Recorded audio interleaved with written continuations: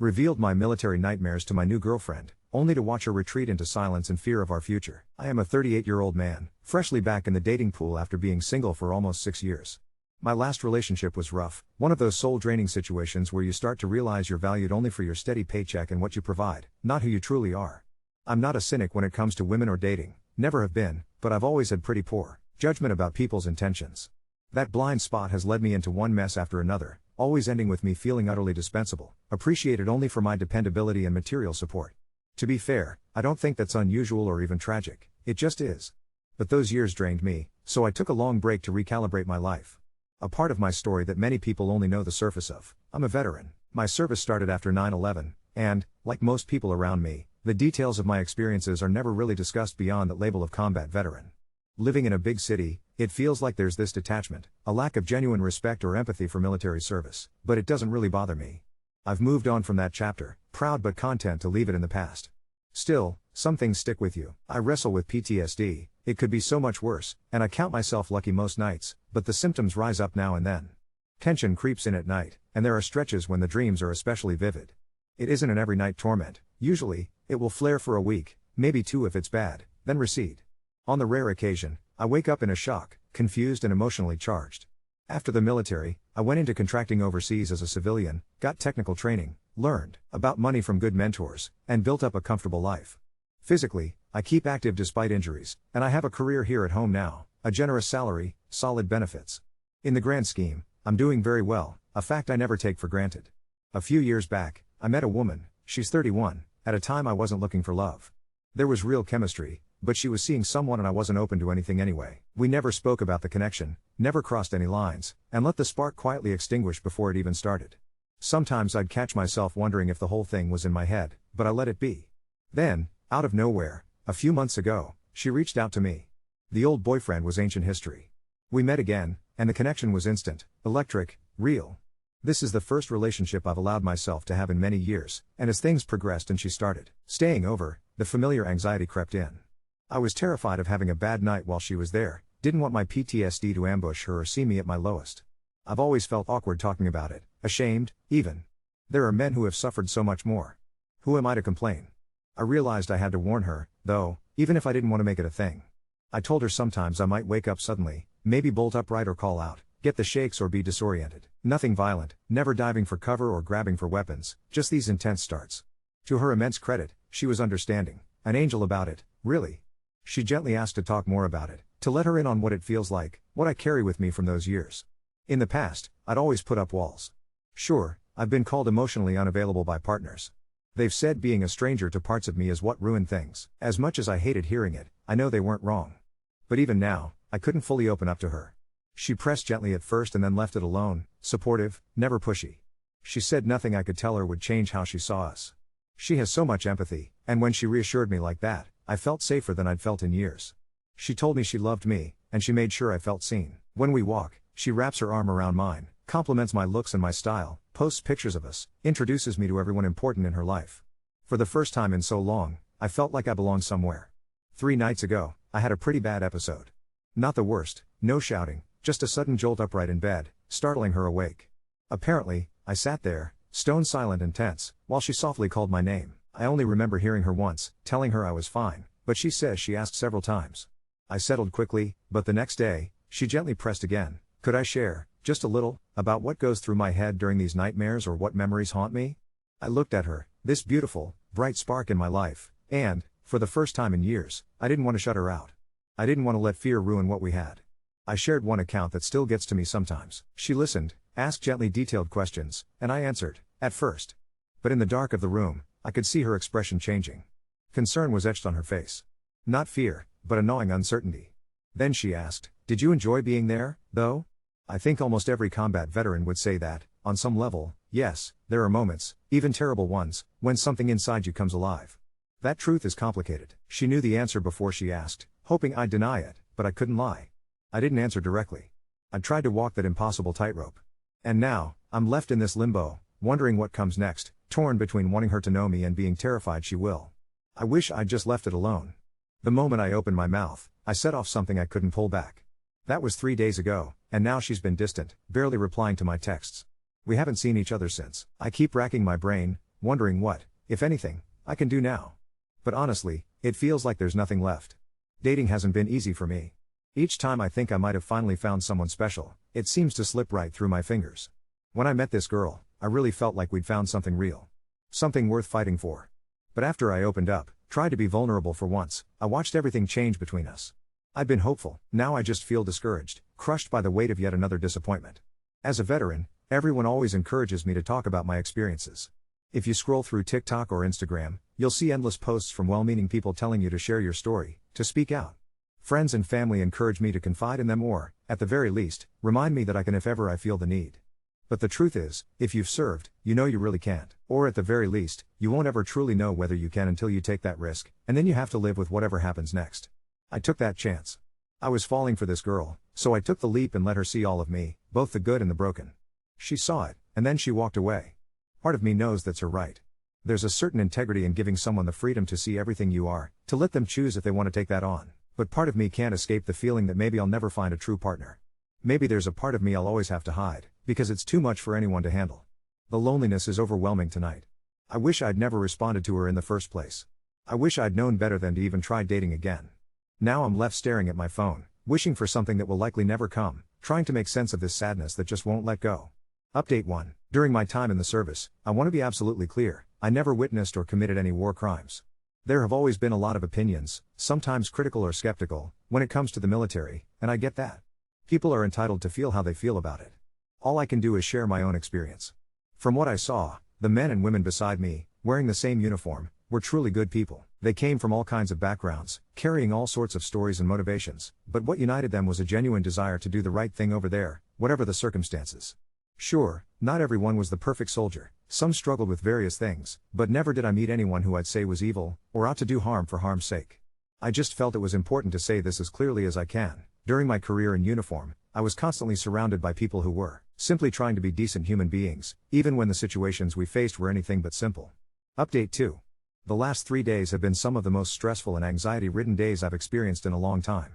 I found myself desperate for an outlet, teetering on the edge of two actions I wanted to avoid. On one hand, I was tempted to confide in my friends, but I worried that I might end up unintentionally influencing the way they saw my new girlfriend. On the other hand, I felt the strain of wanting to lay my troubles at her feet, but she clearly needed some space, and I didn't want to overwhelm her further, especially when she seemed already weighed down. With all this swirling in my head, I just needed to get it out somewhere, to vent, to lay the chaos bare and free myself from carrying it alone. I never could have imagined that by sharing my story, I'd be met with such overwhelming support from so many kind strangers. Their encouragement lifted me in a way I hadn't expected, and it turned out that my experience even resonated with others going through similar things.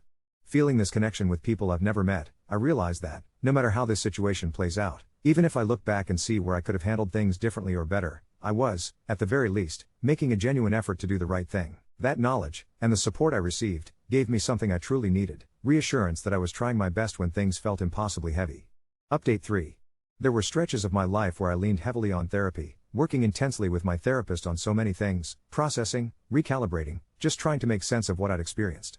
As I found my footing in the civilian world, I didn't need that support quite as often, but now, in the middle of this brand new relationship, I can feel myself wavering. I'm realizing how valuable it would be to reach out, to have someone professional in my corner while I navigate these unfamiliar waters, or to help me get my bearings if tonight goes south. What I shared with her wasn't about my direct combat actions. Instead, I told her about the aftermath, the scene when my unit arrived after a night exploded in a civilian area. I avoided being graphic. No shots were exchanged that day. Really, it was about us doing what we could to secure the space for the civilians while our combat medic did their best to help the wounded. She never pushed me for details about combat or pursued talk about the kinds of action I'd been in when I was deployed. Her curiosity felt respectful, genuine, and filled with empathy. She just wanted to understand what burdens I carried. It didn't feel like she was entitled to anything I wasn't ready to give. I know people worry about boundaries with stuff like this, but with her, it truly just felt like partnership. But now, I'm anxious. The kind of anxious that rides under your skin and makes the world feel tilted. In just a little while, I'm going to see her. We've got a few things planned for tonight, but the tone has already shifted. I feel the chill through her texts, shorter replies, less warmth, almost no excitement. It's hard not to brace myself, to prepare for the possibility that this night ends with news I don't want to hear. Still, I keep telling myself that no matter what, I'll try to handle it with grace. The truth is, I really like her. I've fallen for her. I wasn't looking for a relationship, but it found me, and before I knew it, I'd started picturing us together, letting myself get comfortable with that idea, building quiet hopes for the future. Now, I'm just here, sitting with that uncertainty, not knowing, holding my breath, hoping for one answer, but bracing myself for another. Update 4. We had our conversation on a beautiful fall day, which gave us the perfect excuse to spend time outside and walk together. I felt incredibly nervous, but I knew I needed to rip the band-aid off. The more hesitant I was, the more the awkwardness seemed to build. I realized I'd rather just face it head on than let that tension simmer. I started by apologizing for the other night, especially for not asking her how she felt after I had shared something important with her. I admitted that I didn't want to overwhelm her, that I wasn't sure how much to say or how to frame my feelings without it being too much this early on. Talking about myself is uncomfortable for me. I'm not used to opening up, and because I have so little practice, I always worry about what's right or palatable to say. Still, I told her my only intent was to let her in so she could really know me. Because I see her having a place beside me in my life, and the last thing I wanted was for her to feel like I was hiding anything. I told her I would completely understand if it was all too much, either because it's too early or what I shared was heavy. Then I asked her if she was okay, if any of what I'd shared had weighed on her since our talk. She apologized, so sincerely I could hear she was a bit flustered. She explained she hadn't meant to withdraw at all. She had felt me pull back and, in her confusion, just wanted to give me space. While I was opening up to her, she'd noticed I was leaving things unsaid and struggling to make my story both honest and easier to digest. She said she could tell I was overextending myself, and after our talk, she really didn't want to press me or scare me off. Listening to her try to explain all this felt surreal. My last attempt at dating, years ago, was with someone who never took accountability or showed me real consideration when we weren't on the same page. Standing there, I felt almost shell-shocked to be met with that level of unnecessary contrition and warmth. She kept squeezing my hand, comforting me in this quietly affectionate way. At one point, we even stopped walking and she looked up at me. She's not tall, but I'm over 6 feet, and for a second the world seemed to shrink down to just the two of us. I don't know if I can even explain it. I think I'm falling in love with this girl. Truly, deeply falling for her in a way that's new to me. Some of my friends pointed out that I've probably been acting differently towards her, and they were right. When I feel overexposed or emotionally vulnerable, my default has always been to pull back and withdraw. I went straight into wait-and-see mode, a sharp change since I'm usually the assertive pursuer. That change in energy really threw her. I made an appointment to see my therapist, who I haven't talked to in a while. It's obvious I could use some support and new skills when it comes to communicating and dealing with vulnerability in a relationship. I'm not just out of practice, I've never really been good at managing my own struggles while trying to be someone's partner.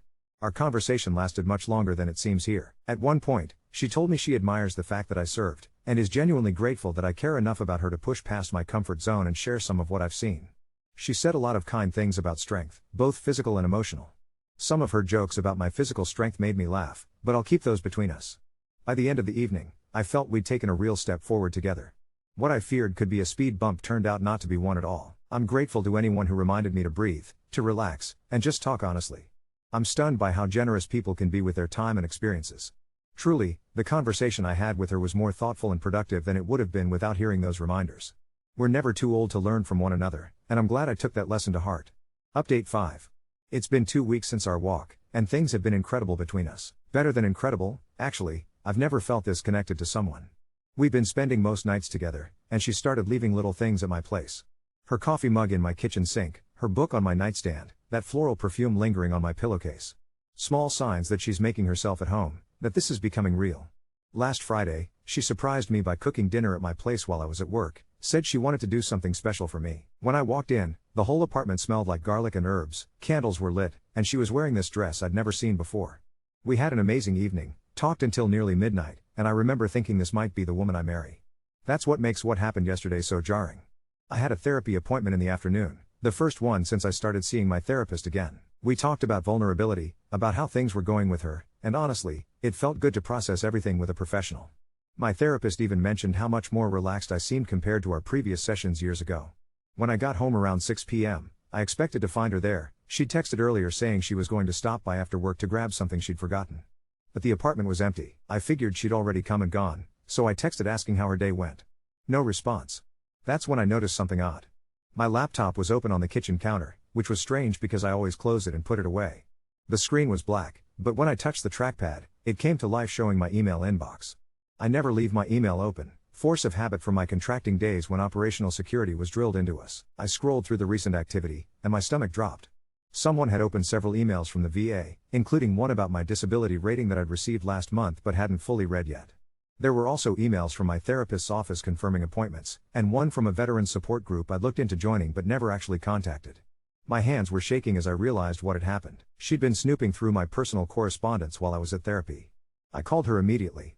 No answer. Tried again an hour later, straight to voicemail. I was pacing my apartment, trying to process this violation of privacy, when she finally texted back around 10 p.m. Need some time to think. Can we talk tomorrow? I barely slept. Part of me wanted to believe there was an innocent explanation, but deep down, I knew she'd gone looking for information I hadn't shared, crossed a line I didn't even know I needed to draw. When we met for coffee this morning, she looked exhausted. Dark circles under her eyes, that same distant energy from 3 weeks ago. She apologized immediately, said she hadn't planned on looking but got curious when she saw the laptop open. Said she was trying to understand me better, to know what I was dealing with so she could be more supportive. I saw the emails about your rating, she said quietly. I had no idea it was that severe. And the therapy appointments. You've been going for years, haven't you? Not just since we started dating. I felt exposed in a way that had nothing to do with choice. This wasn't me deciding to let her in, this was her taking what I wasn't ready to give. I told her how violated I felt, how trust has always been fragile for me, especially after my last relationship. She started crying then, saying she knew she'd messed up, that she was scared I was keeping things from her that might affect us both. She mentioned reading about PTSD online after our conversation, how some articles talked about veterans who'd hidden the extent of their struggles from partners for years.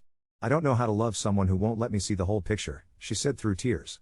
I wanted to comfort her, but I couldn't get past the betrayal. We've been building something beautiful, and now there's this crack running right through the foundation.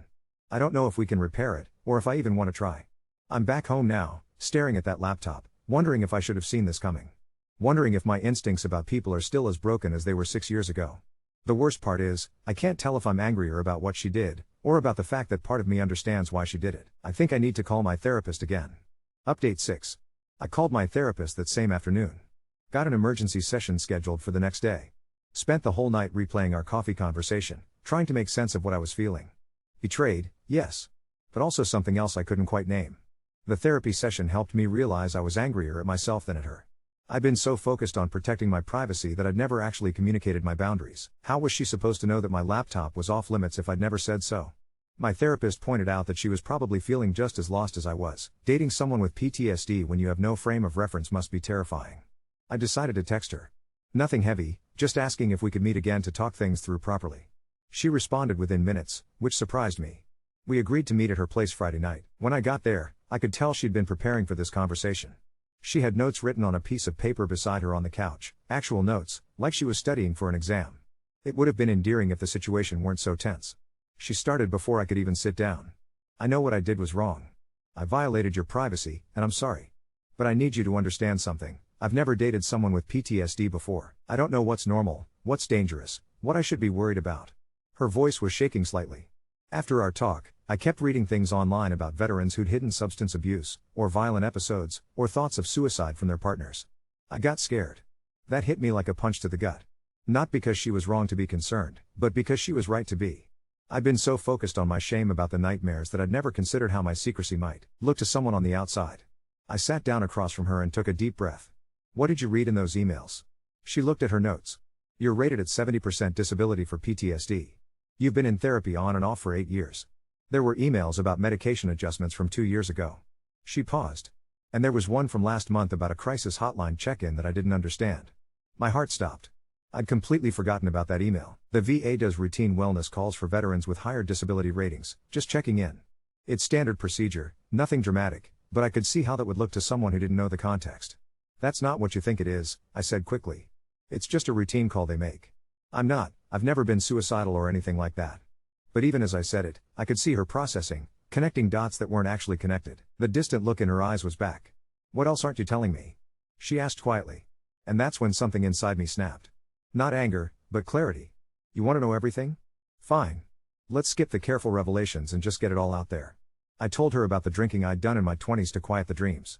About the job I'd lost because I couldn't handle crowded places for a while. About the panic attack I'd had in a movie theater 3 years ago that left me feeling like a complete failure as a man. About the medication I'd tried that made me feel like a zombie, and how I'd stopped taking it against my doctor's advice. She listened without interrupting, but I could see her withdrawing with each revelation. By the time I finished, she was sitting with her arms wrapped around herself, looking small and overwhelmed. I can't do this, she whispered. The words hung in the air between us. I'd prepared myself for this possibility, but hearing it still felt like stepping on a landmine. I care about you so much, she continued, tears starting to fall. But I don't think I'm strong enough to be with someone who's carrying all of this.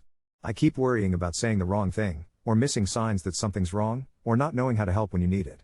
I feel like I'm walking on eggshells, and that's not fair to either of us. I wanted to argue, to tell her that most days I'm completely fine, that she'd never have to carry my burdens. But I could see it in her face, she'd already made up her mind. We sat there in silence for what felt like hours but was probably only minutes. Finally, I stood up. I understand, I said, and I meant it. I don't like it, but I understand. She walked me to the door, and for a moment, I thought she might change her mind. She looked up at me with those eyes that had made me feel safe just 2 weeks ago. I'm sorry, she said. I really am. Me too. I drove home in a strange kind of numbness. Not the crushing disappointment I'd expected, but something more like resignation. Maybe this is just how it goes for people like me. Maybe the price of serving is that some doors stay closed forever. But here's the thing that's been eating at me since that night. I found myself almost relieved. Not because I wanted it to end, but because the pretending was finally over. For weeks, I'd been performing a version of myself that was easier to love, the successful contractor, the guy who had his life together, the partner who could be counted on without being a burden. Now I'm wondering if I've been approaching this all wrong. Maybe the right person wouldn't need me to hide pieces of myself. Maybe they'd want to know about the 3 a.m. anxiety, the way crowds still make my shoulders tense, the fact that some days the weight of things I've seen sits heavier than others. Maybe I've been looking for someone to rescue me from my own story, when what I really need is someone who wants to write the next chapter with me, exactly as I am. The loneliness is different this time. Less desperate, more patient. Like I'm finally learning the difference between being alone and being lonely, and accepting that sometimes the former is necessary to avoid the latter. I've got another therapy session scheduled for Tuesday. This time, we're going to talk about what I actually want from a relationship, not just what I think I should want. The apartment feels quiet without her perfume lingering in the air. But for the first time in years, that quiet doesn't feel empty, it feels like space for whatever comes next.